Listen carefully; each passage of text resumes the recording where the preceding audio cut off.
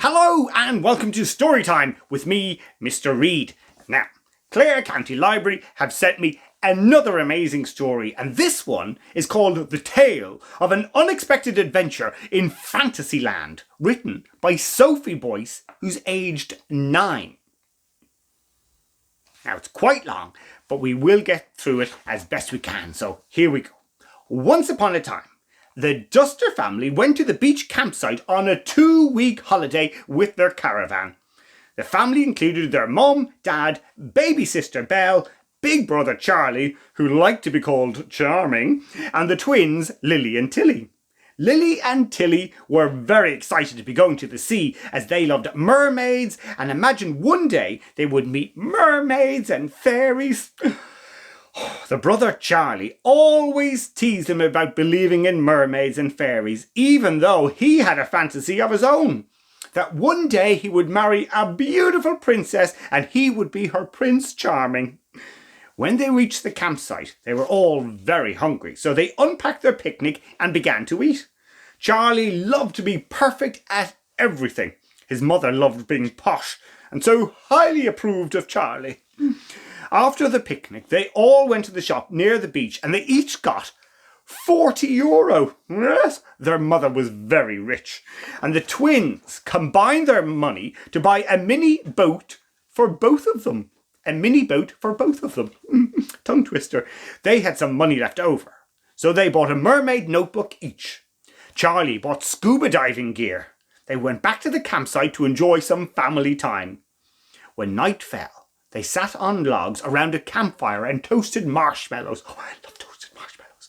The fire was burning out, so the twins were asked to collect sticks along the beach because, well, Charlie had fallen asleep on his deck chair. While they were down at the beach, they saw a strange figure sitting on a rock out at sea. Could this be the mermaid they'd always dreamed about meeting? The girls knew it was too late to investigate, so they decided to come back the next day.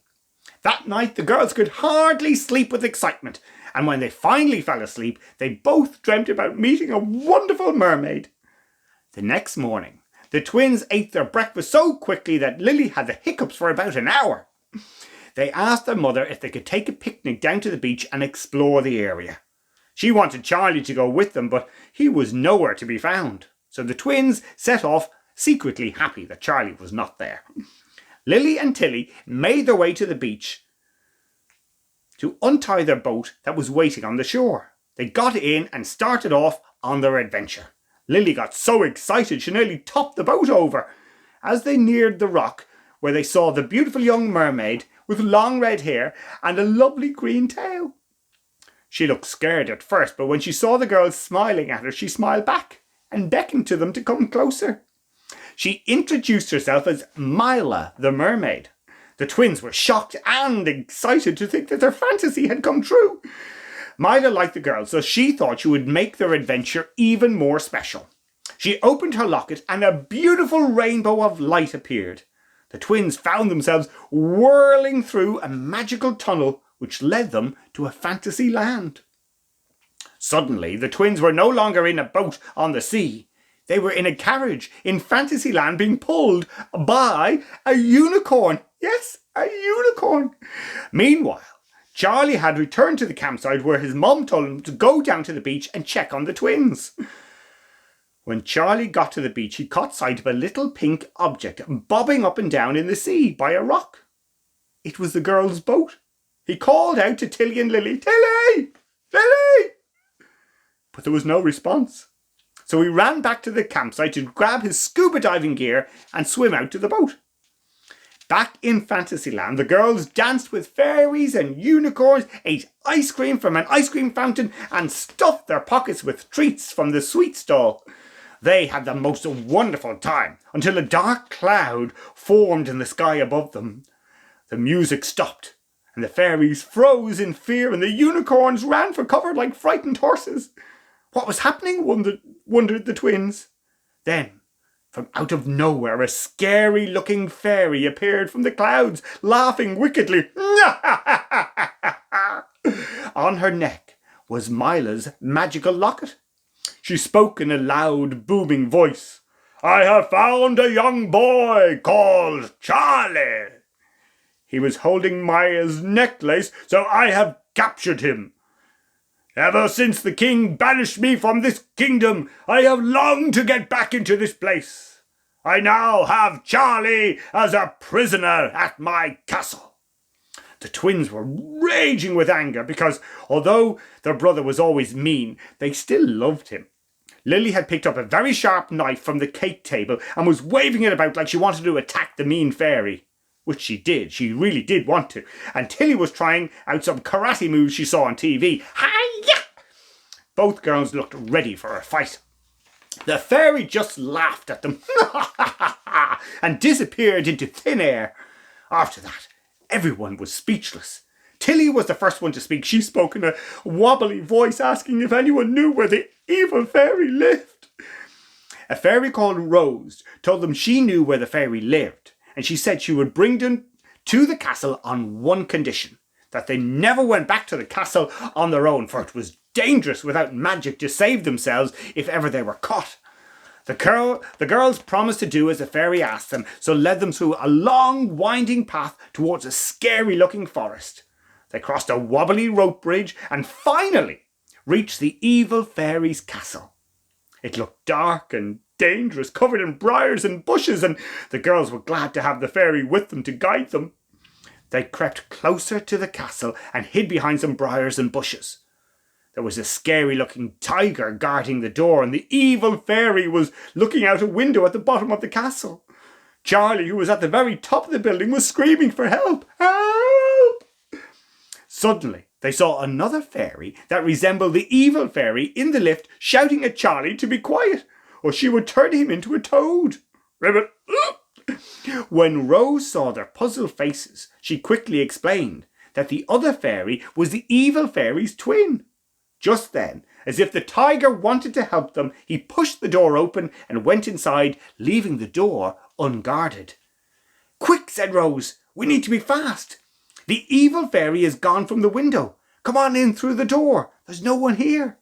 Just then, Tilly stopped dead in her tracks. "Quick, hide! The tiger is coming," she said in a panicky voice. "But there's nowhere to hide," Lily shouted. "We will have to make a run for the stairs," shouted Rose. "But there's no time," Lily shouted. "Well, if you come, we might just make it," she said, and dragged them along behind her just as the tiger approached the door.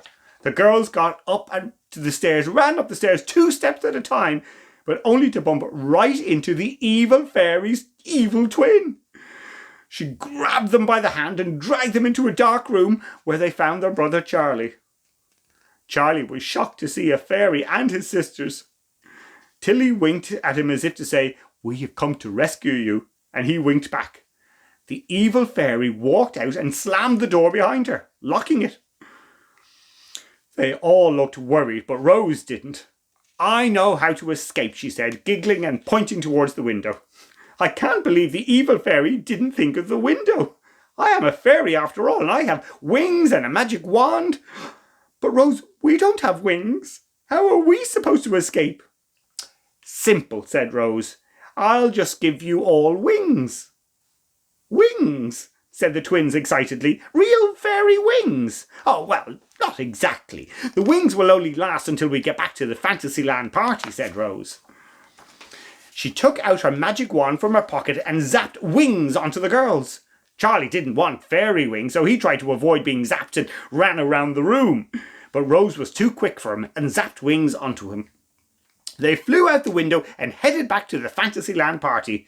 Charlie, however, decided he would not go quietly and flew down behind the evil fairy who was in the lift and kicked her straight out. She fell to the ground and landed on the tiger who was guarding the door below. As she fell, Charlie snatched Mila's locket, which was hanging around her neck. Then he flew back to the party and everyone cheered as Charlie told them what he had done. They chatted and celebrated until Charlie said, "We'd better get going or Mom and Dad will be worried about us." Mila was sad to have to say goodbye to her new friends. but they promised to come back and visit her on the rock again soon. She opened her necklace and more magical light shone out. The twins and Charlie disappeared into the beautiful light and found themselves back on the beach where they had started their adventure.